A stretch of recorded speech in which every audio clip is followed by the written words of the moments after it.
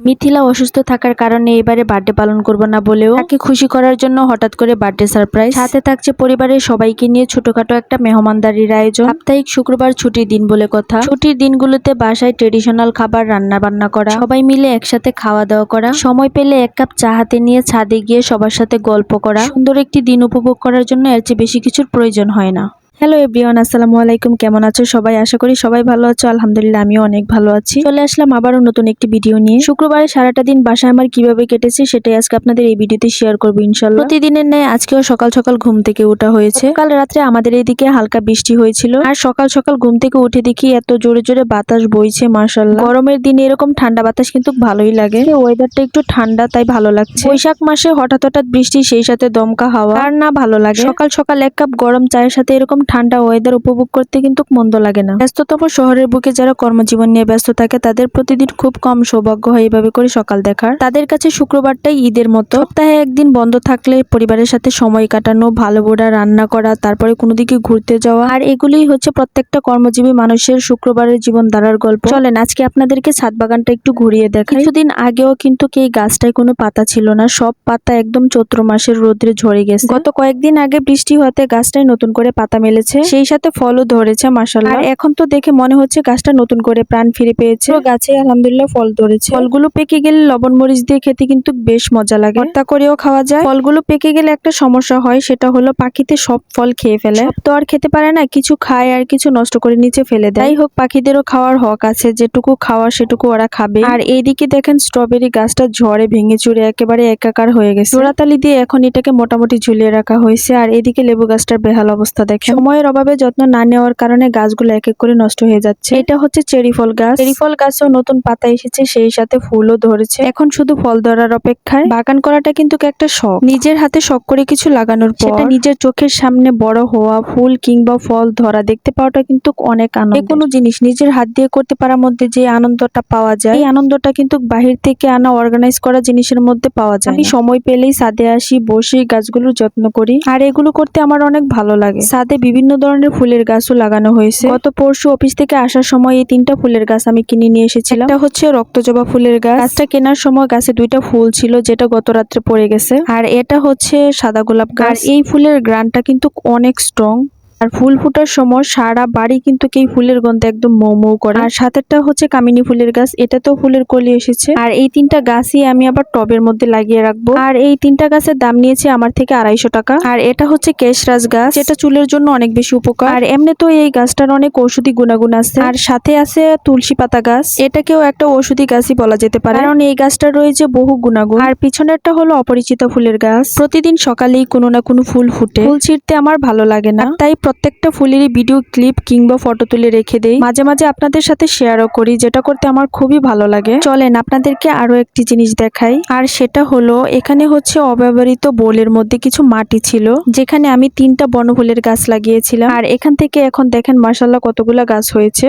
আর এই ফুলগুলা magenta colour, অনেক বড় বড় হয়। ফুলগুলা দেখতে খুবই সুন্দর লাগে। আমার গ্রামের বাড়িতে মাটির ঘরের সামনে এই ফুল গাছগুলো লাগিয়েছিলাম, যেটার ভিডিও কিছুদিন আগে আপনাদের সাথে শেয়ার করেছিলাম। আর এই ধরনের গাছগুলোর খুব বেশি একটা যত্ন করা লাগে না, জাস্ট লাগিয়ে রাখলেই হয়। আর এই ফুলগুলো প্রত্যেকদিন সকালবেলা ফুটে, দেখেই তো একদম মন ভালো হয়ে যায়। আর এটা কি ফুলের গাছ আমার নাম মনে নেই, ফুলগুলো শুকিয়ে গেছে। আর এই ফুলের নিচে যে অংশটা দেখতে পাচ্ছেন সেটা হচ্ছে বিচি। ফুলের বিচিগুলো শক্ত হয়ে গেলে এইগুলা দিয়ে মালা বানানো যায়। আর এইদিকে রয়েছে লেমন গাছ। আর এই গাছের পাতাটা বিভিন্ন ধরনের সুপে ব্যবহার করা হয়, সুপের মধ্যে দিলে এর ফ্লেভারটা অনেক বেশি ভালো লাগে। আর এটার স্মেল হচ্ছে লেবু পাতার মতন একটা স্মেল। ছাদ বাগানের নাম না জানা বিভিন্ন ধরনের উদ্ভিদ কালেক্ট করা হয়েছে, সাথে রয়েছে আরো বিভিন্ন ধরনের ফুলের গাছও। আর সেগুলো আপনাদেরকে এক পলকে একটু দেখিয়ে নেই। আর এই ভিডিও ক্লিপগুলো ছিল গত ফেব্রুয়ারি মাসের। এই ফুলগুলো শীতের মধ্যে ফুটেছিল, আপনাদের সাথে ছাদ বাগানটা শেয়ার করবো সেজন্য রেখে দিয়েছিলাম। আর এটা হচ্ছে ক্যামেলিয়ানো ফুল, আর এটা হচ্ছে পেঁয়াজ ফুল। আর এই ধরনের ফুলগুলো কেবল সকালবেলায় ফুটে থাকে। ফুলগুলো কতটা প্রাণবন্ত জাস্ট একটু দেখেন, যারা গাছ প্রেমী তারাই কেবল বুঝতে পারবে এই জিনিসগুলোর সৌন্দর্য। এই পাশে বড় ড্রামটায় তুলসী গাছের সাথে লাগানো হয়েছে একটি বেলি ফুলের গাছ। আমার মনে হয় প্রত্যেকটা মানুষই বেলি ফুলের স্মেলটা অনেক বেশি পছন্দ করে থাকেন। গাছটায় কি সমস্যা হয়েছে জানি না, গাছটায় ফুল খুব কম ধরে, দুদিন থাকে পরে আবার পড়ে যায়। অনেকে দেখেছি বেলি ফুলের পারফিউমও ইউজ করে থাকেন। একটা জিনিস খেয়াল করলে আপনারা দেখতে পাবেন, সব ধরনের সাদা ফুলের কিন্তু স্মেল হয়, কিন্তু অন্যান্য রঙের ফুলগুলোতে কিন্তু স্মেল হয় না, বিভিন্ন কালারের ফুল হয়ে থাকে। এই ধরনের ফুলগুলোতে কিন্তু কখনোই আপনি কোনো গুড স্মেল পাবেন না। যাই হোক, ছাদ বাগানে টুকিটাকি গাছগুলা নিয়ে আপনাদের সাথে অনেক কথা বললাম। এইদিকে কথা বলতে বলতে অনেকটা বেলা হয়ে গেছে, রোদ্র উঠে গেছে। গতকাল রাত্রে বিটরুট গুলো কেটে রেখে দিয়েছিলাম আর এখন রোদ্রে দিয়েছি। আর এগুলো 2 থেকে 3 দিন রোদ্রে শুকালেই হয়ে যাবে। শুকানো হয়ে গেলে ব্লেন্ডার করে রেখে দেবো। বিটরুটটা শরীরের জন্য অনেক বেশি উপকার, আর এইটা দিয়ে শরবত বানিয়ে খেতে আমার কাছে ভালো লাগে। যাই হোক, এখন নিচে যাব, নাস্তা করব। আর এইদিকে আমাদের ম্যাডাম আজকে ঠান্ডা ঠান্ডা ওয়েদার দেখে খিচুড়ি রান্না করছে সকালের নাস্তার জন্য। সাথে ছিল ডিম ভাজি, মরিচ ভর্তা আর আমের আচার। রান্নার খুব সুন্দর একটা স্মেল বের হচ্ছিল, আর এটা নিয়ে আমি ওকে একটু প্রশংসা করছিলাম যেন বৃষ্টি আসলে আরেকদিন ওর হাতের খিচুড়ি খেতে পারি। আমার মুখে রান্নার প্রশংসা শুনে সে বলল যে আচ্ছা একটু খেয়ে দেখি। ওর মুখের এক্সপ্রেশনটা জাস্ট আপনারা একটু দেখেন। বেচারিকে পাম না দিলে পরে আবার রান্না করতে চাইবে না, তাই একটু পাম মেরে ফুলিয়ে নিলাম আর কি। অন্যের হাতের রান্না খেতে হলে একটু তেল তো মারতেই হয়, তাই না? আমার কথা শুনে সে হাসতে হাসতে একদম লজ্জায় লজ্জাপতি হয়ে গেছে। বেচারা ক্যামেরা দেখে অনেক বেশি লজ্জা পাইছে। এইদিকে আরেকজন পড়াশোনা নিয়ে অনেক বেশি ব্যস্ত, প্র্যাকটিক্যাল খাতা লিখতে বসছে। পড়তে বসলেও ওনার মোবাইল ছাড়া কিন্তু একদমই চলে না। সকালবেলা নাস্তা করার পর দুপুরে আমাদের এক জায়গায় দাওয়াত ছিল, তাই আর দুপুরে কোনো কিছু রান্না করিনি। দাওয়াত খেয়ে এসে একটু ঘুমিয়েছিলাম, পরে সারাটা বিকেল ঘুমাইলাম। ঘুম থেকে উঠেছি সন্ধ্যার পর, সজাগ হয়েই জরিনা থেকে কারিনা সাজলাম, তাও আবার ফিল্টার মেরে, কারণ ফিল্টার মারলে নিজেকে একটু নায়িকা নায়িকা লাগে আর জীবনে যে কত ঢং করলাম, আরো কত কিছু বাকি আছে। যাই হোক, ফ্রেশ ট্রেশ হয়ে আসলাম। এখন আবার জরিনা ভাব চলে আসছে। জীবনটাই যে কত কিছু চলতেছে, খালি কারিনা থেকে জরিনা আর জরিনা থেকে কারিনা, সবকিছুই কেবল মাথার উপর দিয়ে যাচ্ছে। আমার মাথায় কোনো কিছুই আটকে না। এদিকে ভাগ্নির সাথে বসে গল্প করছিলাম আর ওয়েট করছিলাম চা খাবো, তাই চা খাওয়া হয়ে গেলে রাত্রে রান্না বান্নার কাজে লেগে যেতে হবে। আজকে রাত্রে আমরা খাবো ভর্তা ভাত। পেঁয়াজ রসুন কেটে আমি এখানে ভেজে নিচ্ছি। পেঁয়াজটা ভাজা হয়ে গেলে তারপর রসুনটাও ভেজে নেব। যে কোনো ধরনের ভর্তার মধ্যে রসুনের পরিমাণটা একটু বেশি দিলে ভালো লাগে। এদিকে বেগুনের গায়ে সরিষার তেল মেখে ভালোভাবে বেগুনটা পুড়িয়ে নেওয়া হচ্ছে। তারপর শুটকিটাও ভালোভাবে ধুয়ে তেলে ভেজে নেব।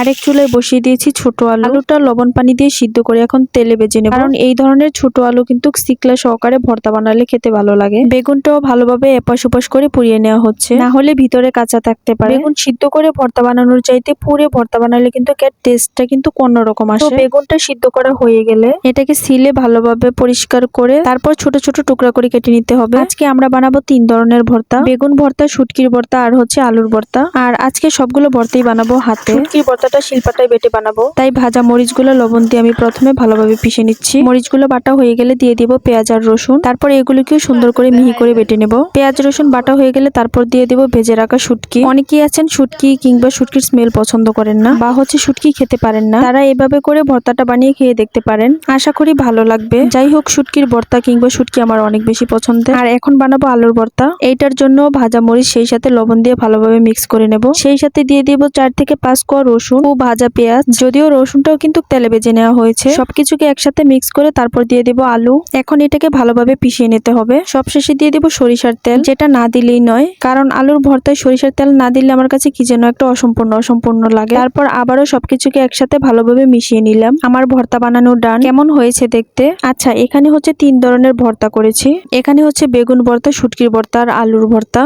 তারপর প্লেটে নিয়ে নিলাম গরম গরম ভাত আর সেই সাথে একটু বাঁধাকপি ভাজি আর ভর্তা। দেখতে কেমন হয়েছে জানি না, বাট খেতে কিন্তু বেশ মজা হয়েছে আলহামদুলিল্লাহ। এদিকে আজকে ভাগ্নির জন্মদিন, হঠাৎ করেই সিদ্ধান্ত নিল যে আজকে ওকে বার্থডে সারপ্রাইজ দিবে, যদিও এর জন্য আগে পরে কোনো প্ল্যান ছিল না। তাই এদিকে বোন রান্নার কাজ নিয়ে ব্যস্ত, মুরগি কাটাকাটির কাজ করছে। তারপর মুরগিতে আদা রসুন হলুদ মরিচ মাখিয়ে মুরগিটা ভালোভাবে ভেজে নেওয়া হয়েছে। মুরগি ভেজে রান্না করলে ভালো লাগে। এদিকে 2 চুলাই রান্না চলছে, রাত অনেকটা হয়ে গেছে। আর এদিকে আমরা হঠাৎ করে সিদ্ধান্ত নিয়েছি যে বার্থডে পালন করব, আর তাই রান্নার কাজটা আমার বোন তাড়াহুড়া করে কমপ্লিট করছে। এক চুলায় মুরগি আর অন্য চুলায় টমেটোর চাটনি বসানো হয়েছে।